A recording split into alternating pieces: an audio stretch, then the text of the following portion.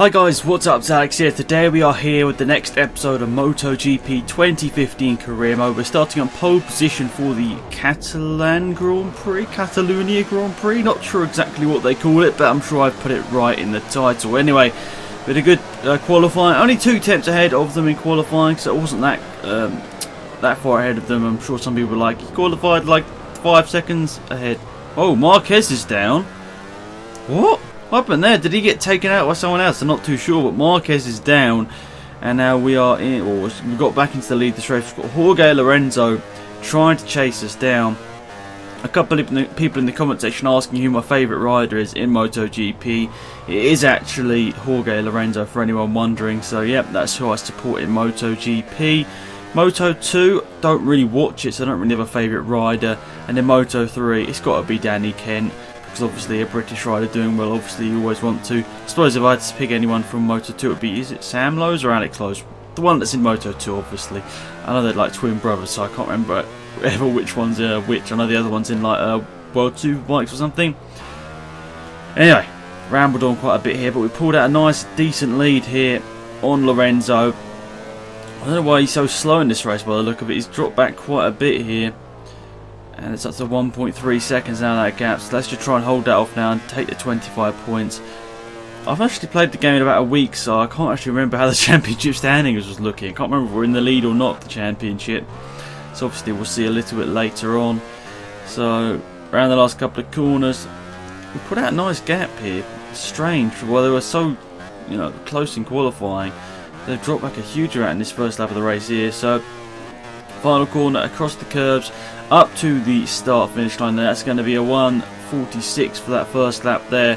Jorge Lorenzo's nearly 2 seconds back now. What is happening with their pace? Whoa, the rear wheel was flying up in the air into turn 1. We slightly outbrake ourselves through here. Not the best of lines, but we get it through just about, and we maintain our first position for now. Lorenzo is now over 2 seconds behind. What is happening with the AI in this race? I'm sorry I'm not that good around this track. I've obviously gotten the same difficulty and everything as usual, but very strange. And I don't know whether anyone's wondering about it, but I've got the new sponsorship on the side there. You can see from Stanley. I think it actually looks quite a lot better than the, was it black and white sponsor of Alpine Stars? I think the yellow contrasts with the blue quite well, so yeah, that's why I've changed it up there. Lorenzo and Rossi are battling over the second place here, but looks like we're going to spoil their race for them and take a victory. And I can't remember how we're doing in the championship, as I said, because I forgot. But yeah, this will be a good, important win for us here today.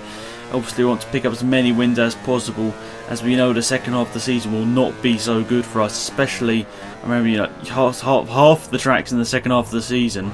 So a quarter of the total tracks I'm just really bad at. So yeah, I've got to make sure that I can pick up the points here, because I wouldn't be surprised if I'm battling near the back end of the top 10 in some of the tracks later on in the year. Like Aragon, San Marino,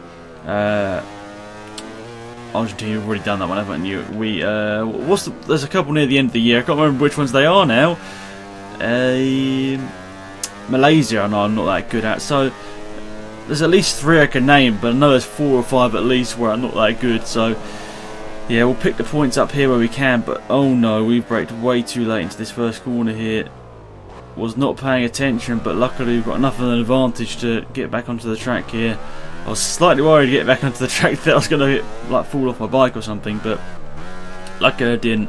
We stay on the bike, and we are, what's the gap now to Lorenzo? Hasn't come up in the split time. That's slightly strange. Anyway, but they are obviously a little bit closer after our off-track excursion at turn number 1.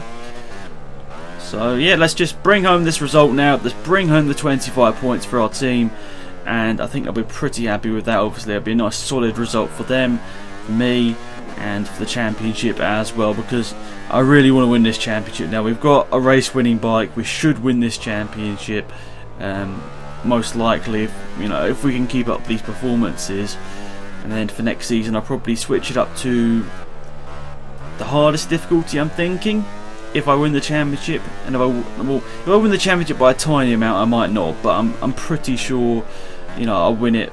I'm hoping by like 20 to 30 points, and if it's by that sort of margin, I will be up in the difficulties to one above this, and I'll probably you know, putting some rumours out there for you guys to discuss in the comment section. I might be moving over to the Honda team. That might be the move we're looking for next season. Obviously, nearly 2 seasons on this bike by the end of this season. We did about the first 4 or 5 races on, I can't remember, a rubbishy bike at the start of last year.